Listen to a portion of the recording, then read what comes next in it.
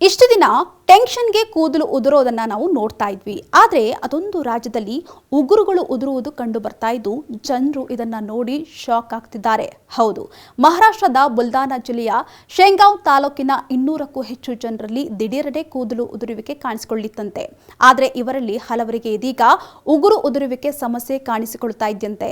ಇನ್ನು ಇದಕ್ಕೆ ಕಾರಣ ಏನು ಅಂತ ಜಿಲ್ಲಾ ವೈದ್ಯಾಧಿಕಾರಿಗಳು ಪರಿಶೀಲನೆ ನಡೆಸಿದಾಗ ಸೆಲೆನಿಯಂ ಇರುವುದು ಪತ್ತೆಯಾಗಿದೆಯಂತೆ. ಹೌದು, ಈ ಸೆಲೆನಿಯಂ ಮಣ್ಣು ಮತ್ತು ನೀರು ಕೆಲವು ಆಹಾರಗಳಲ್ಲಿ ಕಂಡುಬರುವಂತಹ ಖನಿಜವಾಗಿದೆಯಂತೆ. ಇದು ಕೆಲವೊಮ್ಮೆ ಆಹಾರ ಪದಾರ್ಥಗಳಲ್ಲಿ ಮಿಕ್ಸ್ ಆಗಿ ಆರೋಗ್ಯದ ಮೇಲೆ ಭಾರಿ ಪರಿಣಾಮವನ್ನು ಬೀರಲಿದೆಯಂತೆ. ಅಲ್ಲದೆ ಈ ಸೆಲೆನಿಯಂನಿಂದ ಕೂದಲು ಉದುರುವಿಕೆ, ಉಗುರು ಉದುರುವಿಕೆಯಂತಹ ಸಮಸ್ಯೆಗಳು ಕೂಡ ಕಾಣಿಸಿಕೊಳ್ಳಲಿವೆಯಂತೆ. ಅಂದಹಾಗೆ ಈ ಶೇಂಗಾವ್ ತಾಲೂಕಿನಲ್ಲಿ ಕೆಲ ತಿಂಗಳುಗಳ ಹಿಂದೆ ಪಂಜಾಬ್ ಮತ್ತು ಹರಿಯಾಣದಿಂದ ಗೋಧಿಯನ್ನು ರಫ್ತು ಮಾಡಿಕೊಳ್ಳಲಾಗಿತ್ತಂತೆ. ಆದರೆ ರಫ್ತು ಮಾಡಿಕೊಂಡಂತಹ ಗೋಧಿಯಲ್ಲಿ ಸೆಲೆನಿಯಂ ಇದೆ ಅಂತ ತನಿಖೆಯಿಂದ ದೃಢಪಟ್ಟಿದ್ದು, ಇದರಿಂದ ಕೂದಲು ಹಾಗೂ ಉಗುರು ಉದುರ್ತಾ ಇದೆಯಂತೆ. ಹೀಗಾಗಿ ಜನರು ಆಹಾರ ಧಾನ್ಯಗಳನ್ನು ಬೇರೆಯಿಂದ ಶಿಫ್ಟ್ ಮಾಡಿಕೊಳ್ಳುವಾಗ ಎಚ್ಚರಿಕೆಯಿಂದ ಇರಬೇಕಾಗಿದೆ.